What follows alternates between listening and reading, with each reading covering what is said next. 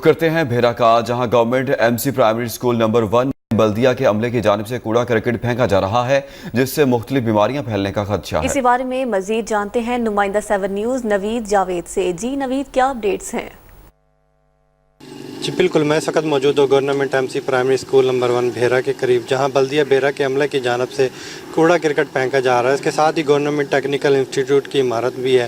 یہ علاقہ کچرا کنڈی کی شکل اختیار کر چکا ہے۔ اسکول کے قریب گندگی کے ڈھیر سے اٹھنے والے تعفن سے جہاں طلبہ طالبات کو شدید دشواری کا سامنا ہے، وہیں بیماریوں کے پھیلنے کا خطرہ بھی بڑھ گیا ہے۔ گندگی سے اٹھنے والے تعفن سے سانس لینا مشکل ہو چکا ہے، جبکہ اس کے باعث قریبی آبادی کے مکینوں کو بھی مشکلات کا سامنا ہے۔ ہماری یہاں شہریوں اور اساتذہ سے بات ہوئی تو ان کا یہی کہنا تھا کہ متعدد بار بلدیہ بھیرا کو اس کے بارے میں درخواست دی گئی ہے، مگر کوئی کارروائی نہ ہو سکی ہے، جبکہ بلدیہ بھیرا کا کہنا ہے کہ نئی بھرتیوں پر پابندی اور سٹاف کی کمی کی وجہ سے ان کو مسائل کا سامنا ہے۔